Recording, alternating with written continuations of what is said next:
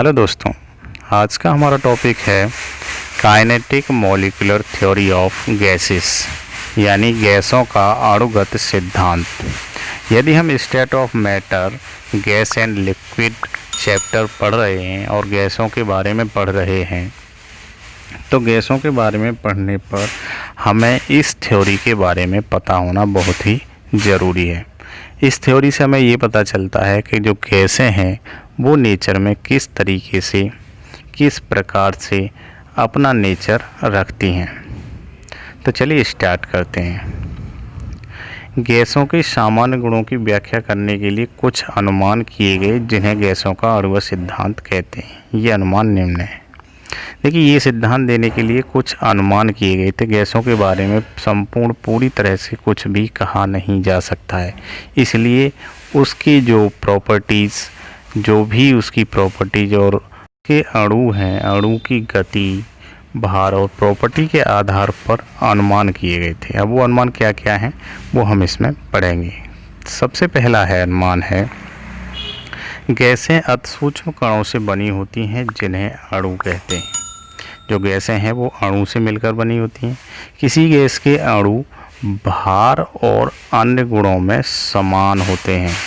यहाँ ध्यान देना है, जो गैस के अणु हैं, किसी एक गैस के अणु की बात हो रही है, वो भार में और अन्य जो भी गुण हैं उसमें कैसे होते हैं, समान होते हैं।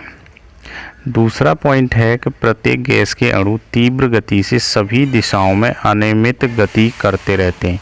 इसके जो गैस के अणु होते हैं वो तीव्र गति से इधर से उधर, उधर से इधर गति करते रहते हैं। कोई उसकी दिशा निश्चित नहीं है, कभी ऊपर जाएंगे, कभी नीचे जाएंगे, कभी इधर साइड जाएंगे, कभी उधर साइड जाएंगे। तीसरा पॉइंट है, अणु सीधी रेखा में गति करते हैं। देखिए, ये रेखा जो होती है ये अनियमित गति तो करते हैं, लेकिन करते कैसे, चाहे तो इधर जाएंगे या इधर जाएंगे, ऊपर जाएंगे या तो ऐसे जाएंगे, या फिर नीचे जाएंगे ऐसे, या इधर जाएंगे या इधर जाएंगे। वो किसी पात्र में भरे हुए हैं, तो ये सभी दिशाओं में गति करते हैं अनियमित रूप से। कभी ऊपर चले गए, कभी इधर चले गए, कभी नीचे चले गए, कभी उधर चले गए। और ये क्या करते हैं, सीधी रेखा में या तो इधर जाएंगे या उधर जाएंगे या इधर। ऐसे नहीं है कि इस तरीके से, ऐसी रेखा इस तरीके से घूमते हुए गति करें। ये बिल्कुल सीधी रेखा में गति करते हैं और एक दूसरे से भी टकराते रहते हैं। एक इधर से आ रहा है और एक इधर से जा रहा है, तो एक इधर से जाने वाला और इधर से जाने वाला दोनों टकराएंगे। साथ ही यहाँ पर अगर कोई पात्र है तो अगर बच के निकल जाते हैं तो यहाँ पात्र में टकराते हैं और ये यहाँ पात्र में भी टकराते हैं। जो पात्र है उसकी दीवार से टकराते रहते हैं। गैसों में अणुओं के मध्य आकर्षण नगण्य होता है। जो गैस है उसके अणुओं के बीच में जो अट्रैक्शन फोर्स होती है वो बहुत ही कम नामात्रक होती है, नगण्य होती है, यानी होती ही नहीं है।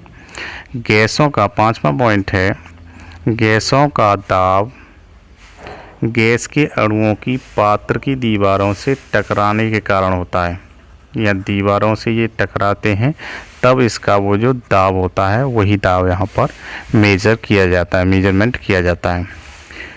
नेक्स्ट है, गैस के अणु एक दूसरे से अधिक दूरी पर रहते हैं। देखिए, पात्र में जब भी हम भरते हैं और स्टेट ऑफ मैटर में भी पढ़ चुके हैं, जो गैसें होती हैं उसके अणु बहुत ही दूर दूर होते हैं और दूर दूर एक दूसरे से अनियमित गति करते हुए चलते रहते हैं। कोई ऊपर जा रहा है, कोई नीचे, कोई साइड में, कभी जो पात्र है उसकी दीवार से टकराते रहते हैं, जिसके कारण इनमें जो प्रेशर है वो बन जाता है।